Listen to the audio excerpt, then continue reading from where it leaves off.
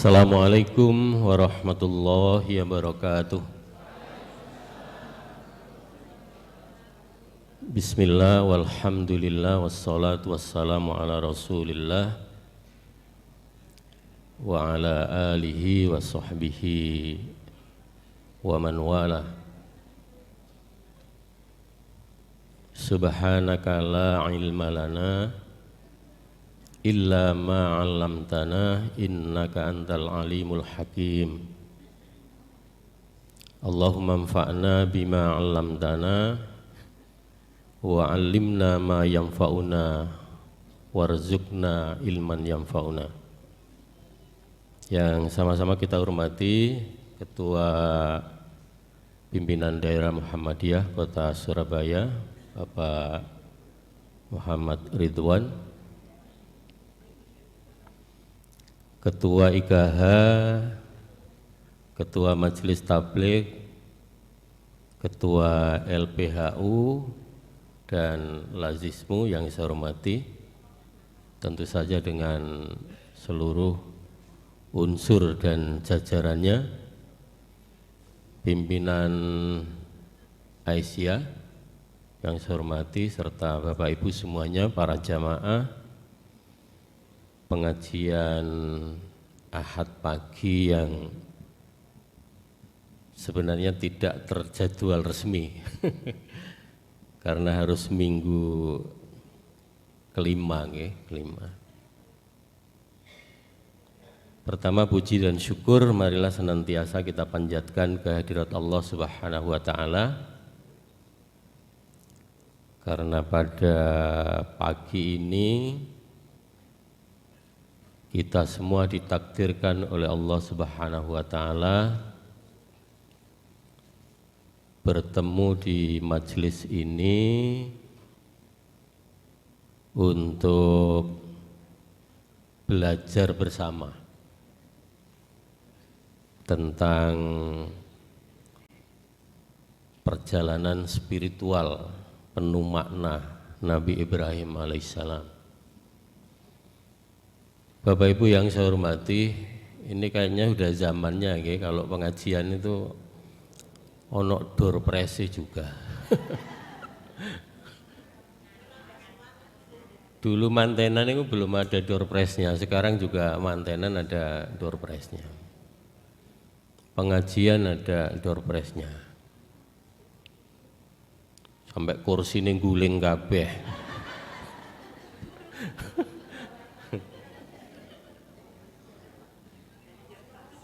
Nah, ini berarti pengajiannya nggak usah lama-lama, biar nanti door prize-nya segera dibagi lagi.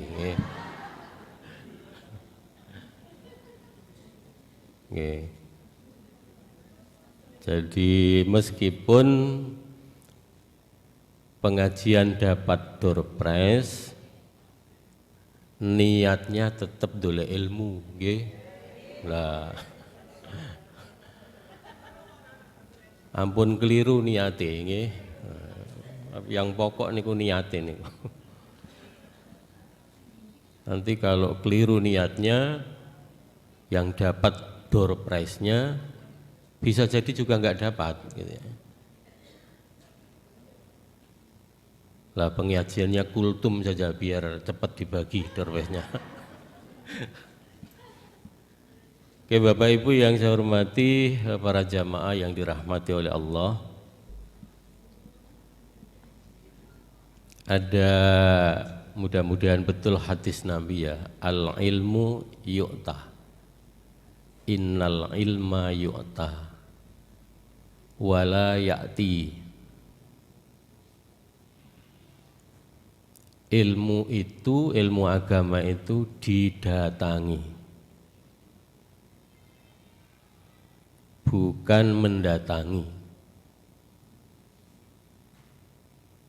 Ilmu agama itu dikunjungi, bukan mengunjungi. Dijelaskan oleh sebagian ulama, untuk keberkahan orang belajar agama, maka orang harus mendatangi guru agama.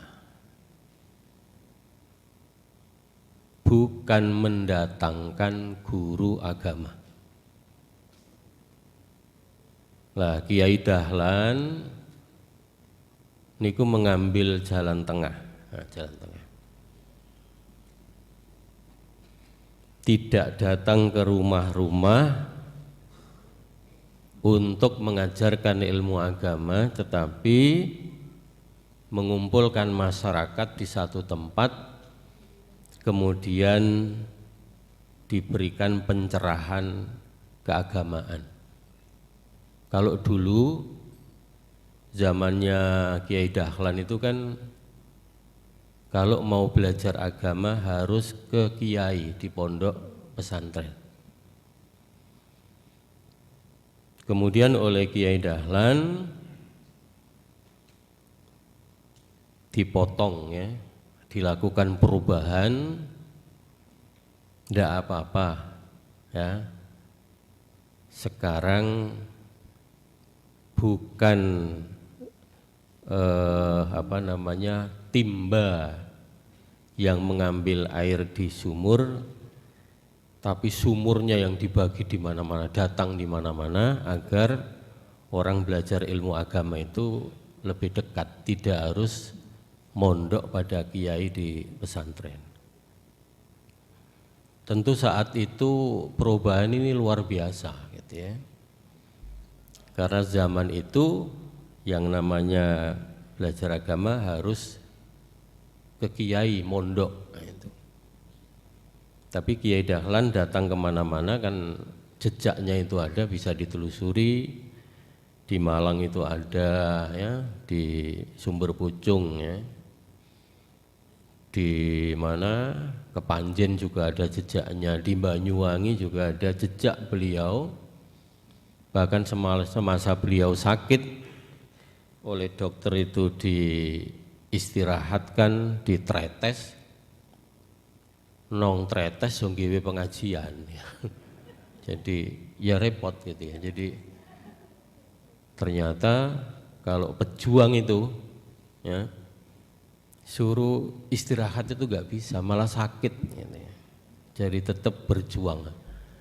Kayak bapak ibu ini minggu-minggu kan mestinya di rumah bersih-bersih apa gitu ya. Nek nggak tidur itu nggih. Ini masih mau menghadiri pengajian lah. Salah satu hasil penelitian itu nyebutkan ngaten. Kalau orang itu masih mau menghadiri kegiatan keagamaan seminggu sekali saja, itu insya Allah umurnya panjang. Okay? Allahumma amin. Jadi meskipun hanya mingguan, apalagi kalau setiap subuh datang ke masjid ikut sholat berjamaah, insya Allah sehat, okay?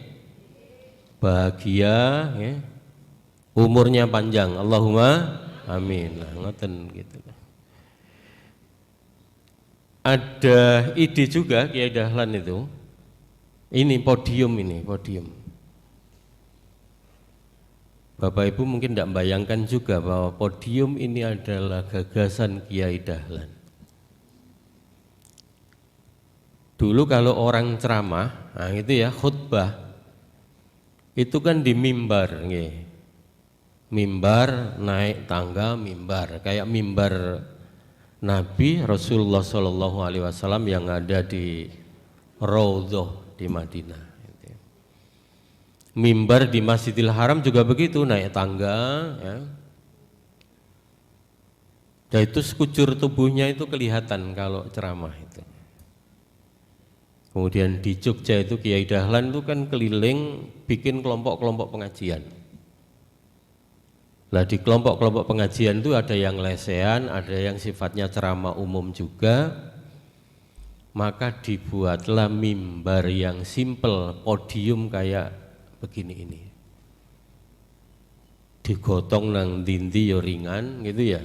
Wah, ini podium mimbarnya Masjid Al-Akbar itu digotongan repot. Masjid kalau yang kayak gini kan dipindah kemana-mana. Nanti pengajian ranting dibawa dipinjem juga bisa ini. Pokok dibalik no berarti. Kan di Muhammadiyah itu karena anggap wis kaya lek dhewe barang itu. Nek wis gawa ora dibalikno. Ada kepala sekolah itu juga begitu, udah mantan kepala sekolah 2 periode kan sudah selesai. Diberikan inventaris mobil Kijang. Mobilnya utangan pisan niku. Lho kok leren dadi kepala iku mobilnya digawa ora dibalikno. Lah repot iku. Sekolah kita itu di Jawa Timur Bapak Ibu ada 1035 sekolah. Satuan pendidikan ya. SD, MI, SMP, MTS, SMA, SMK, MA itu 1035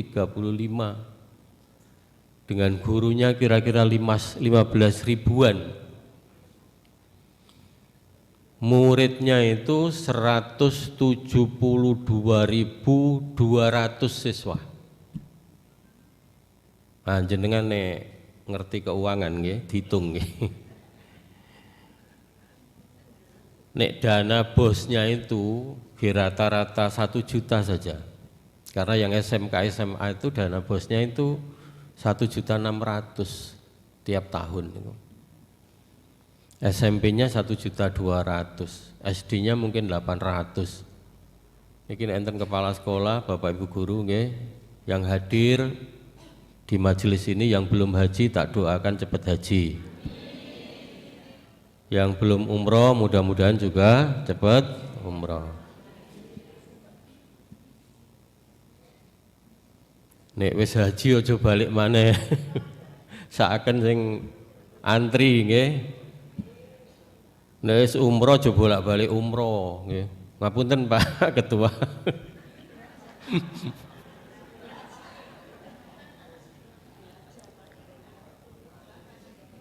Dana umrohnya diberikan ke sekolah untuk bangun toilet nggih. Nggih. Ben toilete apik sekolah niku. Niku nek di rata-rata 1.000 1 juta kali 172.200 wah kayak duit nggih. Miliatan niku. Tapi karena bececer nggih di mana-mana akhirnya ya tidak bisa fokus juga. Ada yang sekolah muridnya 2.000 lebih, yaitu dapatnya banyak. Ada yang sekolah muridnya hanya 60, ya dapatnya segitu 60. Kan di kampung-kampung itu sekolah Muhammadiyah, madrasah Muhammadiyah itu namanya sekolah madrasah ideologis. Didirikan itu dengan niat ikhlas untuk menyiapkan kader. Jadi ini ono sekolah muridé sak sekolahan kelas 1 sampai kelas 6 MI di Lamongan itu hanya 60 muridnya. Nah, kita pikiran ekonomi kan bubarkan saja kan begitu, daripada merugi gitu. Oh enggak bisa, dari Muhammadiyah itu Bapak ini sekolah perjuangan, nah gitu. Merintisnya susah gitu. Susah. Dan di sekolah itu, di kampung itu ya adanya yaitu SD atau MI itu. Mesti gandengan nih. MIM Madrasah Ibtidaiyah Muhammadiyah, sebelahnya MIMA Madrasah Ibtidaiyah Ma'arif gitu. Muridnya podo titike gitu. Dulu zaman SD Impres itu wis muridé padha titike ketekan SD Impres proyek nggih. Tambah dibagi telu sak kampung itu. Lah tambah suwe niku lho, tiyang niku mboten purun anake akeh. Biyen kan anake 12 ngoten nggih. Sakniki napa purun ibu-ibu ndek anak 12? Lho, lah wis protes. Mboten purun. Dulu itu masyaallah nggih.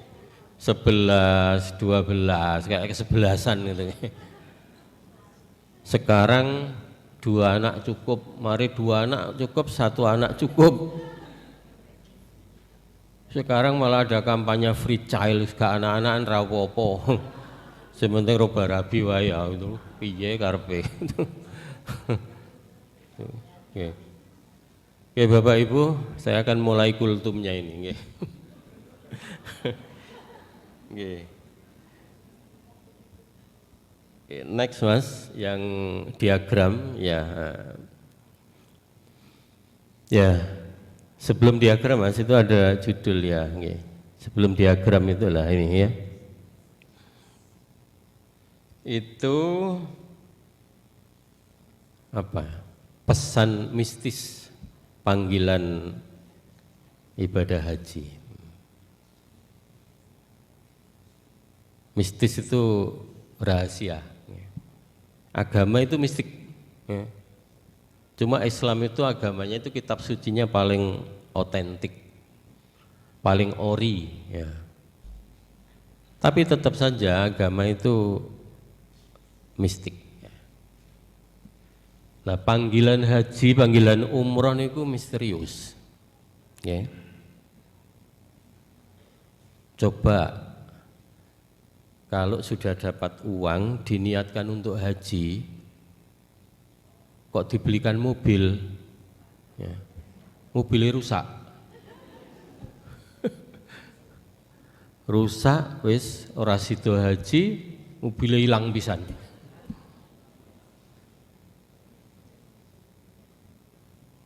Ada tetangga di kampung itu dapat pensiunan, rencananya untuk umroh berdua suami istri. Umroh nggih, dibelikan mobil dulu. Ya. Padahal anaknya wis di mobil, bapaknya lho kepengin di mobil dhewe. Setelah itu karena mobil tua bolak-balik rusak wae. Akhirnya dijual, uangnya korat-karit gak sido umroh. Makanya kalau udah niat umroh ada uang, udah bayarkan. Ya. Atau kalau belum cukup ditabung dulu ini uang untuk umroh. Nanti ikut, nah itu LPHO itu, nggak usah dikemana-manakan uang. Sebab kalau dibelanjakan yang lain habis itu. Ini loh, ini panggilan mistis ini.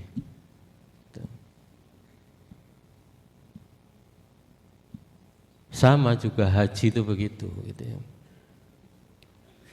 Ada teman uangnya sudah ngumpul, nah itu di sekolah itu guru, mestinya yang dibayarkan yang berangkat haji, itu loh. Tapi ternyata ditunda-tunda. Ya. Sik lah, sik. Nah, setelah sik, duite ono, mestinya kalau segera dibayarkan segera berangkat. Begitu kerentek niat, naudzubillah, bojone mati dhisik. Jadi enggak jadi berangkat dengan suaminya. Akhirnya udah dibayarkan tadi enggak jadi berangkat karena ditunda-tunda, berangkat sama anaknya. Itulah rahasia panggilan haji niku, nggih. Rahasia panggilan umroh itu begitu. Jadi Bapak Ibu kalau memang udah punya niat kerentek, nah itu dia. Ini saya jelaskan nggih rahasianya ini. Nggih. Next Mas. Ya.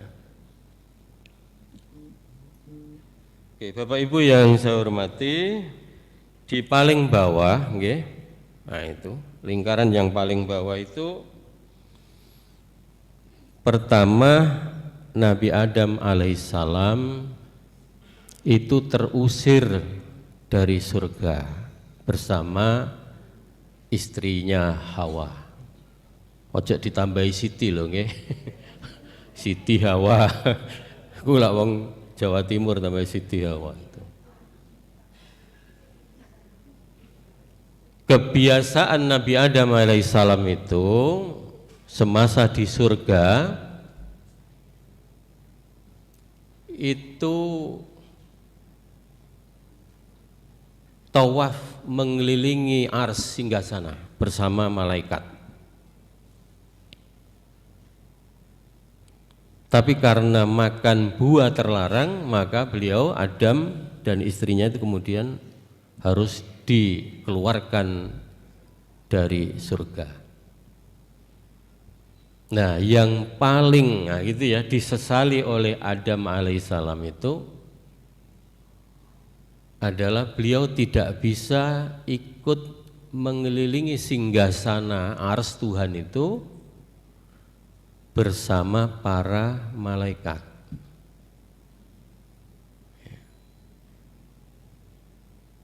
Karena sudah di dunia, bayangkan itu pertemuan Adam sama Hawa di Jabal Rahmah itu kan butuh waktu berapa? 400 tahun. Karena itu untuk menghibur, nah gitu ya, duka galau Nabi Adam itu Allah memerintahkan Nabi Adam alaihissalam untuk membangun tiruan singgasana Allah itu yang namanya Ka'bah. Jadi Ka'bah itu bukan dibangun pada masa Nabi Ibrahim, tapi dibangun pada masa Nabi Adam alaihissalam. Ini ngajine sing ringan-ringan mawon nggih. Penuh kampus ngomong paradigma, ngomong epistemologi. Nggih. Tuh, ya. Karena itu kan ayatnya inna awwala baiti wudi'a lin-nasi lalladzi bi Bakkata mubaraka wa hudal lil alamin. Fihi ayatum bayyinatum maqamu Ibrahim faman dakhalahu kana aminah walillahi 'alan nasi hajjul baiti man istata'a ilaihi sabila. Jadi haji itu kewajiban umat Islam atas panggilan atau seruan Allah Subhanahu wa taala. Rumah ibadah inna awwala baiti wudi'a linnas, jadi rumah ibadah yang pertama-tama dibangun itu adalah Baitullah yang ada di Bakkah, yang ada di Mekah itu.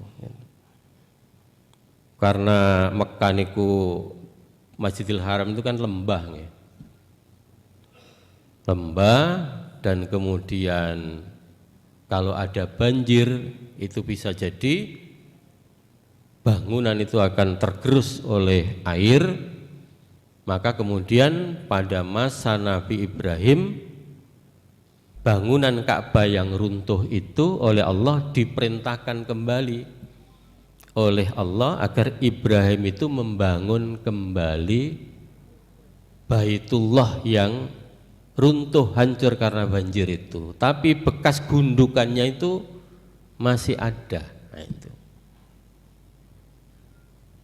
Jadi gundukannya masih ada, karena itu diteruskan kembali oleh Nabi Ibrahim. Dan tadi Adam itu seneng gitu loh, terhibur karena muter-muter di situ. Nggih, tawaf niku. Tawaf niku lak ngeten nggih. Lah, boten ngeten lho nggih. Nggih. Nek sik ngudeg jamu kaya tawaf. Ben jamune mujarab. Ojo ngene nek ngudeg jamu, itu kebalikan dari tawaf, tapi gini lho. Wah, gitu ngene. Itu iso cospleng ya. Jamu air mancur itu.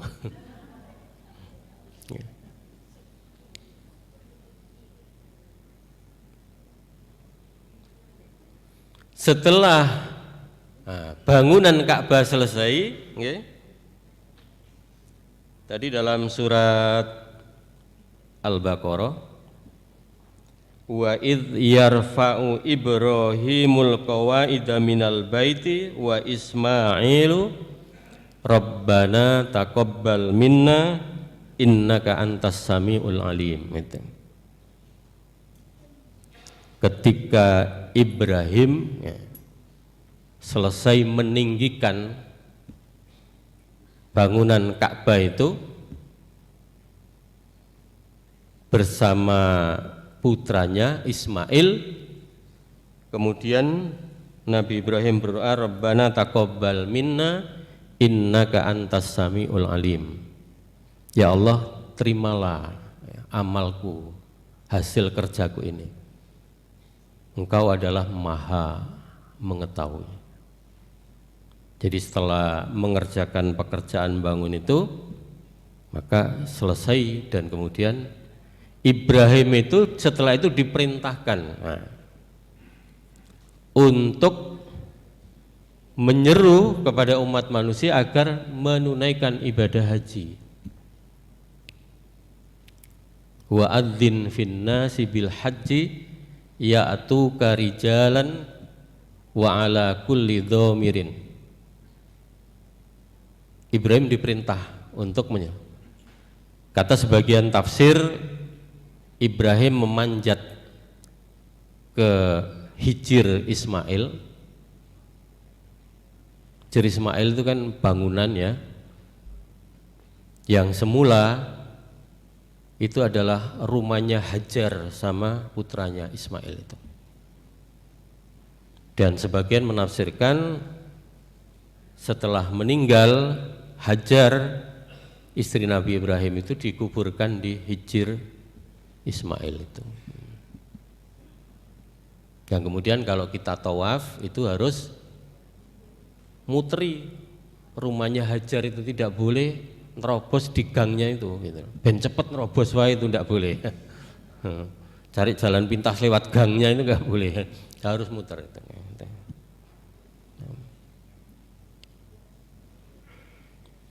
Ada riwayat lain menyebutkan dalam tafsir Al-Kasaf itu, Ibrahim naik ke makom Ibrahim, batu yang ada bekas kaki Ibrahim, kalau kita ngintip kalau lagi menunaikan umrah atau haji itu kan batu yang di kurungan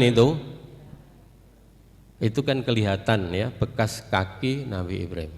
Ada yang meriwayatkan Nabi Ibrahim manjat ke makom Ibrahim itu dan kemudian menyeru kepada umat manusia untuk menunaikan ibadah haji itu. Tapi Ibrahim keberatan sebenarnya. Ya Allah, gimana, siapa yang mendengarkan? Nah gitu loh. Sementara kami ini berada di padang Sahara, kan belum ada orang. Kok saya disuruh menyeru agar umat manusia menunaikan ibadah haji?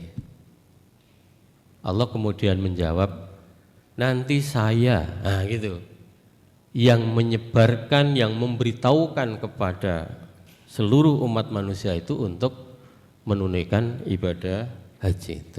Karena itu dalam ayat Al-Quran itu wa adzin finnasi bil haji ya'tuka rijalan wa ala kulli dhamirin min kulli fajjin amik. Serulah, panggillah gitu ya, masuklah ke pelosok-pelosok begitu kepada umat manusia itu untuk menunaikan ibadah haji. Mereka akan datang dengan jalan kaki, wa ala kulli dhamirin, dan juga mengendarai unta yang kurus, ya'tina min kulli fajjin amik. Mereka akan datang dari penjuru dunia. Lah, seruan Nabi Ibrahim alaihissalam ini kemudian memang dipenuhi. Ya, melihat antrian yang panjang ini kan, naik sepeda, ngayuh beda ontel ke Mekah, kan ada orang Jawa Barat itu. Ya. Dia bawa sepeda motor, ya, melakukan perjalanan haji. Sing muda-muda itu backpackeran, ya, umroh gak mulai. Kata Kemenak itu, pokoknya yang umroh tidak pulang itu jumlahnya ada 100.000 orang dan nanti akan gabung di haji itu, hajinya tidak sah. Nah itu, katanya begitu gitu. Wis teko kono kok gak sah gimana? Gitu ya. Itu. Ya. Termasuk haji yang naik motor itu karena tanpa visa haji itu juga fatwanya itu tidak sah. Fatwa itu nggak harus dimeloi. Suka-suka kalau fatwa itu, nggih. Ya tergantung niatnya aja kan, niatnya haji. Ternyata jalannya itu manis tatoannya itu lewat cara begitu ya sudah gitu loh. Itu. Sepanjang Arafah masih menampung ya sudah. Gitu. Ini antrian, antrian kan panjang itu. Saya baca itu 11 sampai 46 tahun. Kalau 2024 ini bayar, kira-kira nanti baru bisa berangkat itu saat tahun 2070.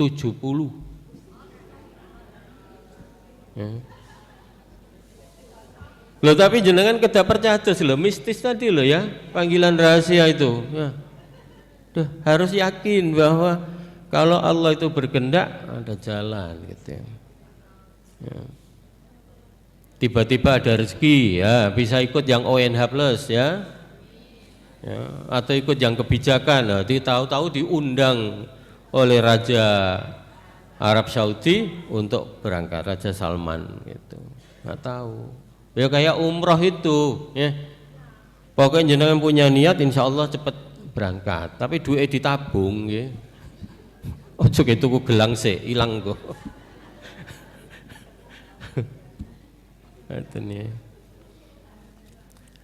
Karena itu Bapak Ibu para jamaah, begitu sampai di Mekah itu kan labaik Allahumma labaik.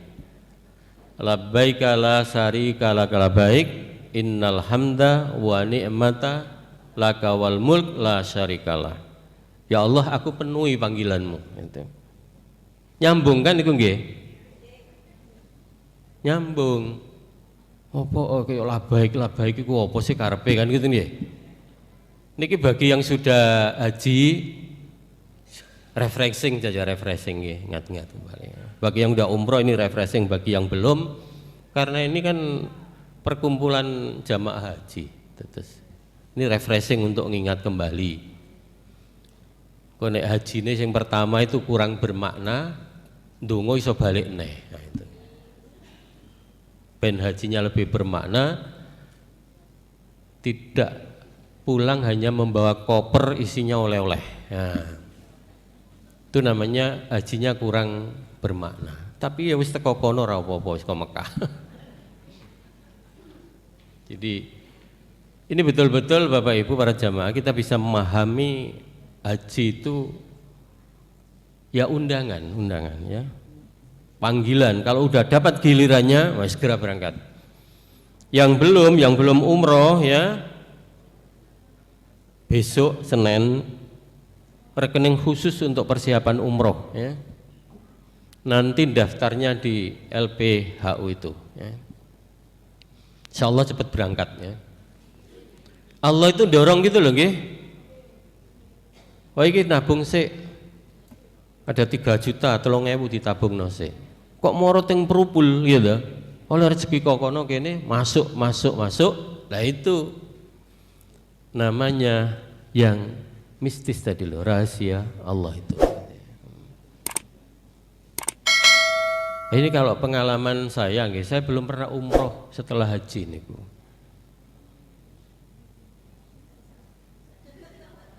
Bangun toilet, kurang 5 nih, tapi insya Allah udah ngumrohkan 2 orang, nah gitu ya. Jadi tidak umroh tapi ngumrohkan. Ya. Haji sekali saya menghajikan 2 orang juga. Jadi menghajikan 2 orang, mengumrohkan 2 orang gitu. duitnya gak dilungo kaji dewi bolak-balik lungo kaji sekali aja cukup ya. Nek umroh asal punya ndak apa-apa bolak-balik ya sedekah ya ojo lali gitu loh ya. Ya sedekah ya umroh ndak apa-apa gitu. Nek umroh wae ora tau sedekah kebangetan gitu loh ya.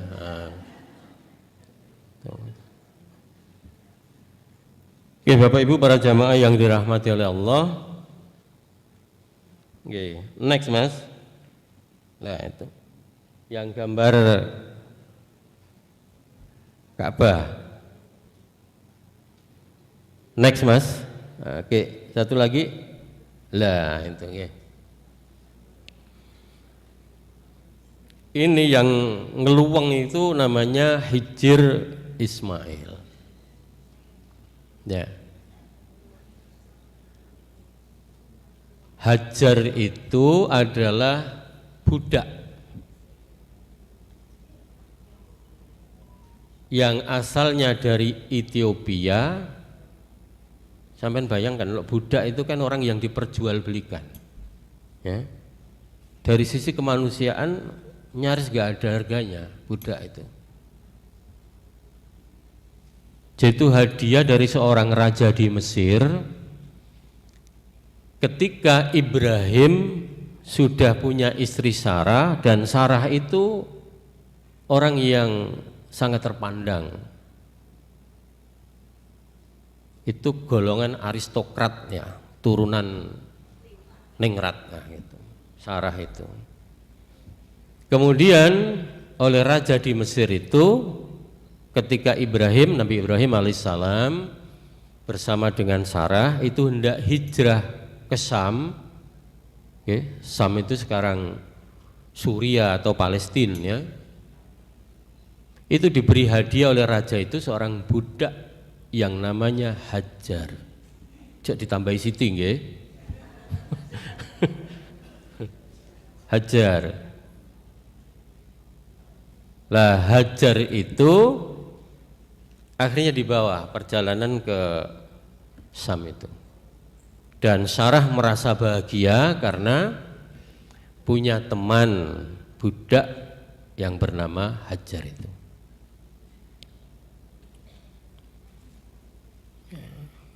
Karena Ibrahim itu kan kepingin punya anak. Rabbi habli minas sholihin, kan begitu doanya ya. Bersama Sarah, yang Sarah itu awalnya mandul. Ya. Maka oleh Sarah kemudian Ibrahim itu dilihat sudah sepuh, tapi kepingin banget punya anak. Nah, agar tidak menimbulkan kecemburuan, maka dimintalah Ibrahim itu oleh Sarah untuk menikahi Hajar. Ikhlas ya sampean kayak gitu, Masya Allah. Wis nek ngono pisah wae, gitu. Gitu. Ya. Setelah menikahi Hajar, nek biyen ya ora ana nikah terus ana mudine, ana KUA mboten wonten nggih. Atas izin Allah Hajar diperistri oleh Nabi Ibrahim. Tidak lama kemudian lahirlah Ismail. Ya. Tapi kemudian setelah lahir Ismail itu diperintahkan ya, Ibrahim ini diperintahkan untuk datang ke lembah yang ada di Mekah itu. Ditinggallah Hajar sama Ismail di situ. Waktu itu Ismail masih bayi sebenarnya itu. Dalam sejarah itu masih bayi. Sampai ditinggal oleh Ibrahim wirawiri lah kemana-mana gitu ya, cari nafkah, harus mengunjungi istrinya yang di Syam juga gitu ya. Itu ditinggal itu Hajar kemudian tanya, apakah ini perintah Tuhanmu gitu? Iya itu. Ya sudah, kami ikhlas kalau ini memang perintah Tuhanmu gitu ya. Akhirnya tinggallah di situ itu. Tapi tidak lama kemudian Sarah juga hamil. Nah itu. Akhirnya selisih entah berapa puluh tahun, lahirlah anak yang namanya Ishak. Gitu. Ishak itu mewariskan keturunan nabi-nabi juga, termasuk Musa dan Isa yang menjadi panutan orang Kristiani itu. Ismail melahirkan keturunan sampai Nabi Muhammad Shallallahu Alaihi Wasallam. Jadi kita ini kalau yang Muslim yang keturunan Ismail gitu ya, itu keturunan Ismail tembusnya di Adam alaihissalam. Kalau yang Nasrani itu keturunan Ishak, satu bapak, dua istri gitu ya, dua anak gitu ya, tapi tadi jalurnya yang berbeda. Nah, kisah perjuangan Hajar ya, untuk memenuhi perintah Allah Subhanahu wa taala itu juga, kemudian Hajar itu diperbolehkan membangun rumah emperan ya, nempel di dinding Ka'bah itu yang disebut dengan Hijir Ismail. Tidak ada orang yang pangkatnya apapun yang dibolehkan bangun rumah di dekat dinding, nempel dengan dinding Baitullah itu, kecuali hanya Hajar sama Ismail itu. Dan tidak ada orang yang dikuburkan tokoh apapun di dalam Masjidil Haram itu kecuali Hajar. Karena itu kalau kita tawaf, nah, itu kalau kita renungkan, kita itu ngelilingi Ka'bah, tapi pusat orientasi kita, tujuan kita bukan ke Ka'bah yang kosong itu. Ka'bah ini kalau bangunan, nek dibuka kiswanya itu gak begitu apik, batu kasar gitu ya. Ukurannya itu juga tidak jelas ya. Ukurannya enggak jelas. Panjang itu 14,0 berapa gitu, lebarnya berapa 11, tingginya 13, berapa, pokoknya ukurannya enggak begitu jelas. Dulu Nabi Ibrahim itu bangun ulang koyo urung ono meteran gitu ya. Jadi pokoknya ditempel-tempel sakmene wis dukur lah gitu itu. Jika kalau diukur memang ya koyok menceng ini gitu ya. Lah orang mengira orang haji itu mengkeramatkan Ka'bah itu yang batu kosong itu ya. Kan di dalamnya kosong itu ya. Jadi jangan lupa pusat orientasi kita di dalam haji umroh itu pada Tuhan, pada Allah ya. Bukan pada Ka'bah itu gitu. Niat haji ndelok Ka'bah bukan, niat haji lillahi ta'ala gitu ya. Karena di situ ada Hijir Ismail, kita harus berputar ya, bahwa yang dikuburkan di situ atau rumah itu yang melingkar itu ya, itu untuk menunjukkan pada kita bahwa kita itu sederajat antar sesama manusia itu. Sing di pangkat ndak usah terlalu menunjukkan pangkatnya. Pangkat jabatan itu amanah ya. Nanti kalau terlalu mengandalkan kedudukan dan jabatannya, kalau lengser sakit ya. Udah biasa aja. Ini amanah agar kita bisa melayani orang, bisa membantu orang, gitu aja gitu ya. Karena itu kalau di Muhammadiyah itu dasarnya itu harus ikhlas betul, nggih, ikhlas. Mutusno apa-apa iku ikhlas, bukan karena orang-orang tertentu gitu ya. Nek ono kepentingan yang sifatnya itu ndak murni, itu ujungnya jadinya nggak baik. Misalnya begini nggih, saya di kampus juga ya. Dosen, Mbak, ojo kuliah sik yo gitu. Kan mau S3 gitu nggih. Jangan kuliah dulu, tapi urus pangkatmu dulu. Nanti begitu berkasnya masuk, sampean berangkat, enggak apa-apa gitu. Karena jadi dosen sudah 2 12 tahun pangkate ku sik AA. AA itu asisten ahli. Dan ahli itu kalau di kampus-kampus besar gak boleh ngajar gitu. Asisten dan ahli itu. Wis urusan pangkatnya dulu agar naik ke lektor. Nanti begitu berkas masuk wis sampean tinggal kuliah ora apa-apa. Loh, saya tuh ikhlas untuk kebaikan dia, gitu loh. Tapi suara yang di luar pimpinan enggak adil, memperlakukan orang berbeda. Tapi ra apa-apa kan niat saya itu untuk kebaikan dia, tapi juga untuk kebaikan lembaga gitu. Ini akreditasi Pak, Bu nggih, Pak Rid nggih. Pangkat iku nek asisten asli gak diakoni. Dosenmu piro? 20. Tapi yang diakui itu hanya guru besar, lektor kepala sama lektor 300. AA itu enggak dihitung. Nek misalnya 20 tadi yang pangkatnya yang asisten ahli kok kira-kira itu ada 12 itu dibuang enggak kanggo gitu. Berarti kan lembaga penting, dirinya sendiri juga penting gitu. Ikhlas. Ikhlas. Saya tidak ada kepentingan apapun tapi untuk kebaikan bersama, kebaikan dia secara pribadi, kebaikan juga lembaga gitu.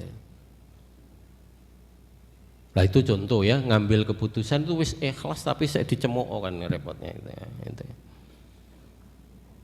Ya untungnya Muhammadiyah itu modalnya tadi pokoknya pokok ikhlas insyaallah aman gitu ya. Dini ono enggak seneng bareng urusan lain. Kalau di Muhammadiyah. Bapak Ibu yang saya hormati, jadi ngaten nggih, kalau agama lain, jadi kalau ingin kemuliaan maka kita harus membaur dengan sesama manusia. Prinsipnya begitu. Semua agama itu punya sistem apa namanya kerahiban. Tetapi di Islam itu, di Islam ya,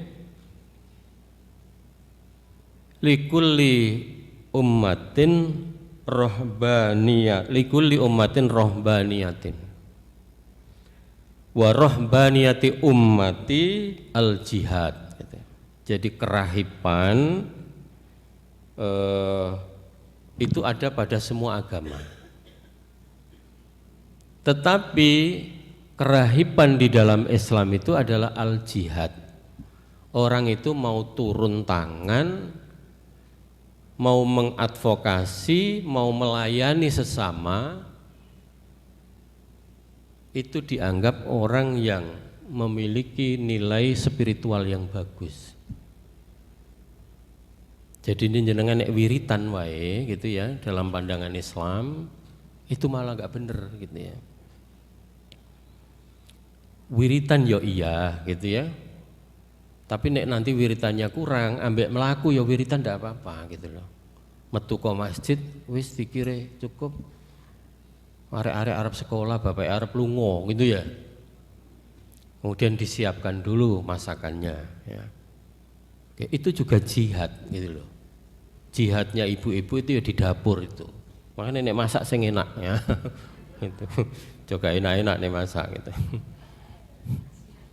Jadi niatnya juga niat yang ikhlas untuk ini apa memenuhi kebutuhan gizi makan keluarga gitu ya. Kemudian kalau dulu ini total ya, ini ngabdi tanpa kompromi itu ya itu. Jadi kalau ibu-ibu itu ngabdinya pada itu.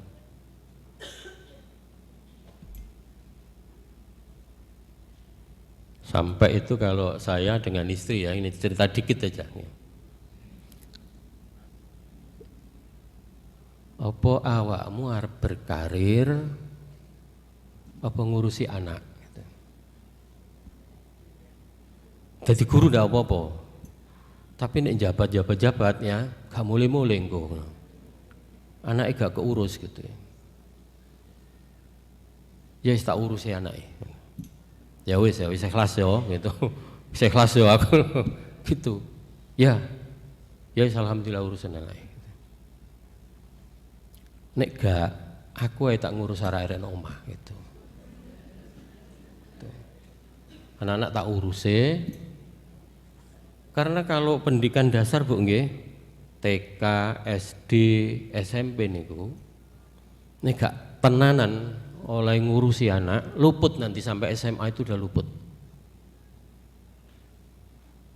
Ngajinya harus sudah beres, tahfidznya beres ya. Fikihnya udah selesai ya, adabnya udah selesai itu di pendidikan dasar itu. Kalau udah lewat SMA sampean kongkon ngaji gak gelem, le ora melok ngaji, wah gelem muncul dhewe. Ya itu penting ya. Jadi Bapak Ibu yang masih punya anak-anak tingkat pendidikan dasar atau yang punya cucu pendidikan dasar harus betul pendidikannya ya. Ada yang mengatakan kalau masih kecil disiplinnya militer. Tapi nanti kalau sudah besar SMA, kuliah, itu jadi kayak kawan gitu. Itu gimana itu didik anak kayak begitu? Ya memang begitu itu gitu ya. Sebab nanti luput dikit saja mereka sudah ini. Karena itu Bapak Ibu, nah ini ada Mas, naik Mas. Ya. Lagi. Lah itu orang tawaf itu kan luar biasa itu, lautan manusia itu, dan itu porosnya ya satu, Allah ya. Memang Ka'bah itu simbol saja. Kemudian Hijr Ismail itu juga simbol bahwa di situ dimakamkan perempuan yang sangat tidak terhormat gitu ya. Tapi dimuliakan oleh Allah, namanya Hajar gitu. Orang tawaf kayak begitu itu. Dan tidak ada identitas yang ditonjolkan. Bedanya hanya laki perempuan. Kulit hitam apa kulit putih. Nah, di dalam tawaf itu. Jenengan lah biasa tuh nek waktu nak Masjidil Haram itu pas sholat ya sujud kepala dilangkai karo wireng gede dukur. Ya. Pas tawaf kan juga begitu toh, nempel lagi perempuan itu. Engko nek wis nang Indonesia itu salat itu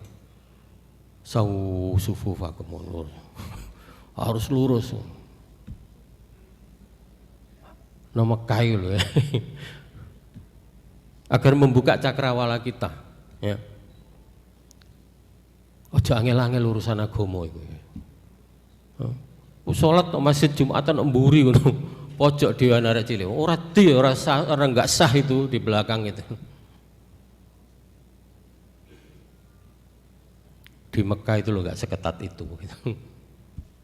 Wis gelem salate sapi. Nah, itu. Ojo angel-angel gitu. Ya. Ono wong omahe pinggir masjid iku ora tau gelem nang masjid, guru agama lagi. Terus gimana gitu itu? Gue lagi mulai gelem nang masjid mulai dirasani, kok dungaren nang masjid. Waduh repot orangnya. Wis salah beno wis. Ya. Dia mulai baik alhamdulillah gitu ya. Enggak apa-apa gitu ya. Ya jadi agar kita nanti kalau tawaf ya, ibu yang mau berangkat umroh, bapak-bapak yang mau berangkat umroh itu ada maknanya bahwa kita itu ngelilingi ya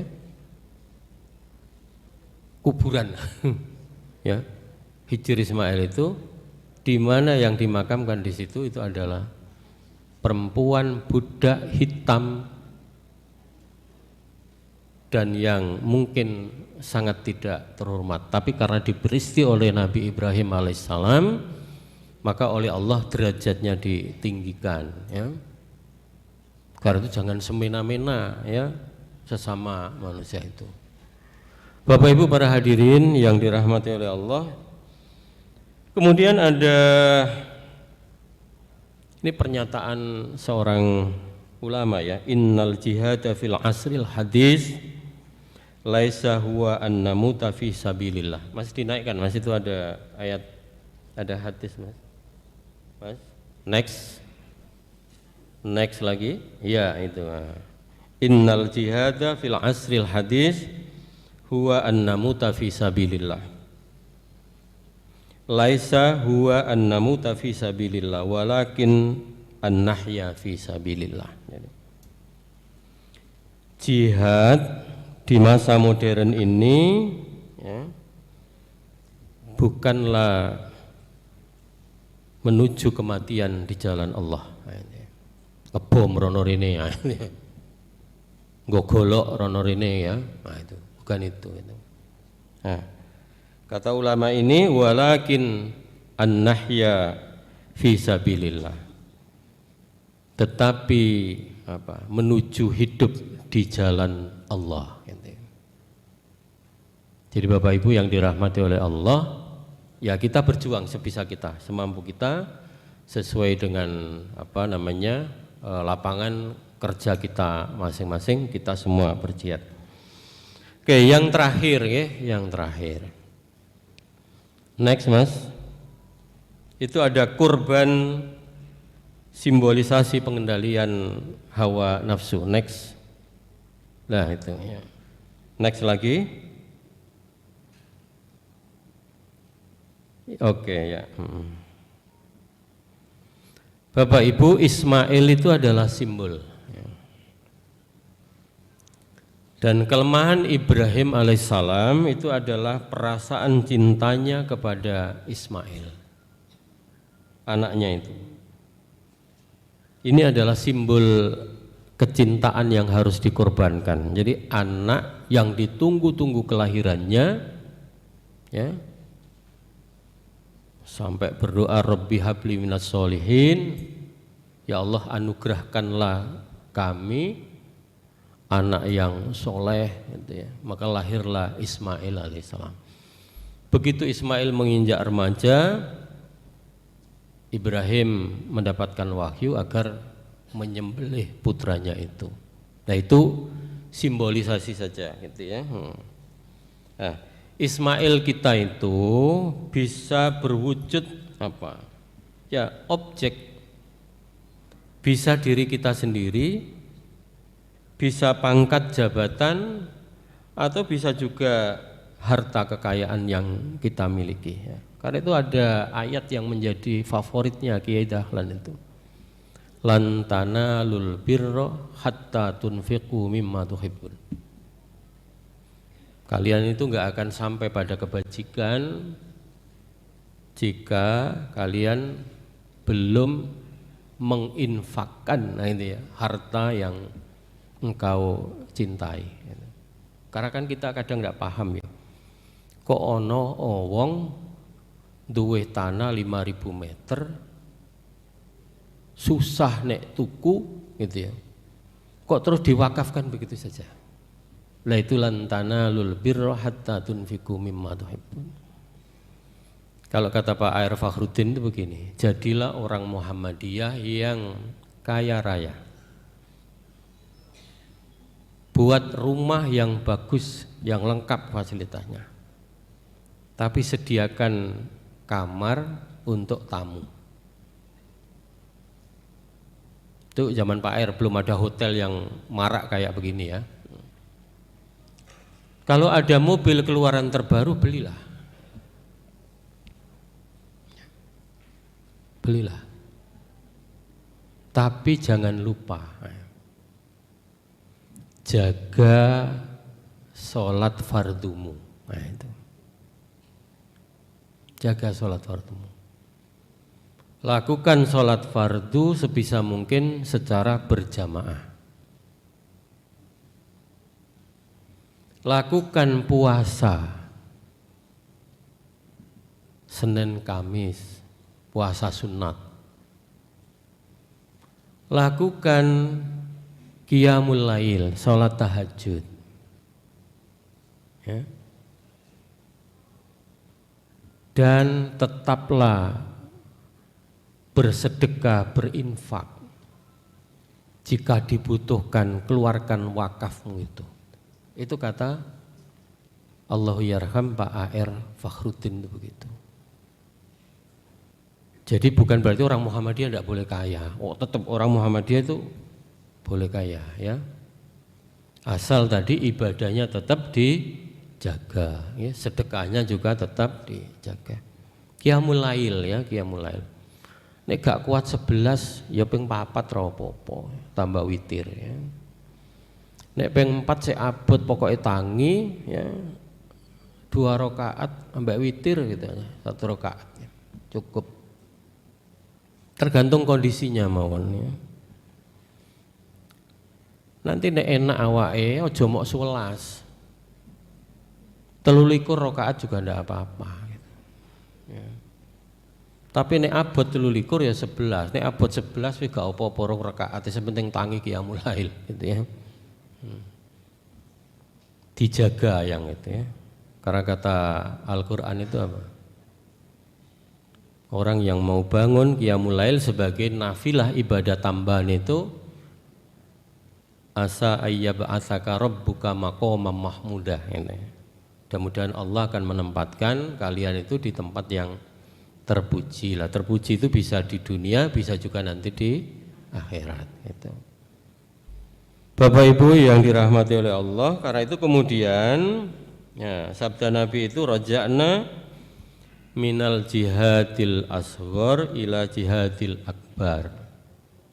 Naik Mas, next. Ya.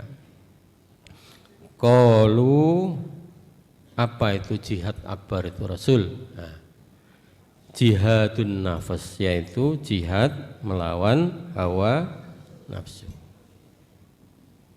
Niku sing paling berat iku gitu. Karena itu kan Al-Qur'an itu apa? Afara'aita manittakhadha ilahahu hawahu. Tahukah kalian orang yang menjadikan hawa nafsunya itu sebagai ilah? Sebagai sesembahan itu.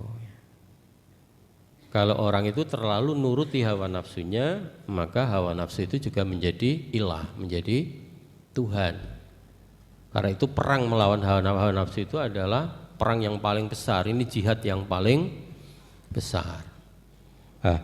Ada ini dari kitab Al-Hikam itu disebutkan aslu kulli maksiatin wa ghaflatin wa sahwatin ar-ridha'u 'anin nafs wa aslu kulli ta'atin wa yaqdhatin wa iffatin adamur ridha' minka anha, kata Ibnu Athaillah. Ya, pangkal dari seluruh kemaksiatan, kelalaian dan syahwat itu adalah ar-ridha 'anin nafs, membebaskan hawa nafsu. Semau apa dituruti.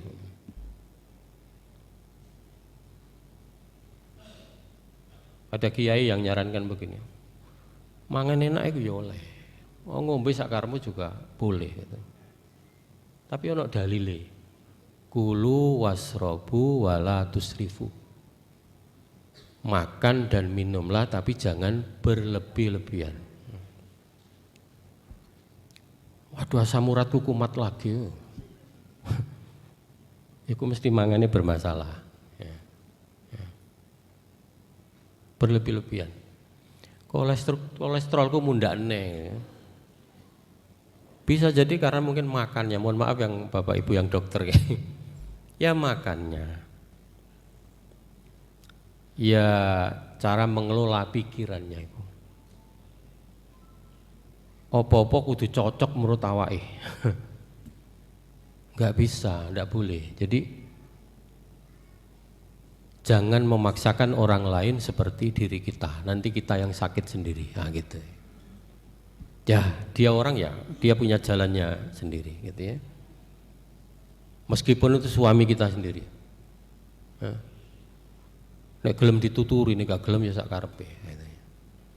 Meskipun itu istri kita sendiri ya gitu ya.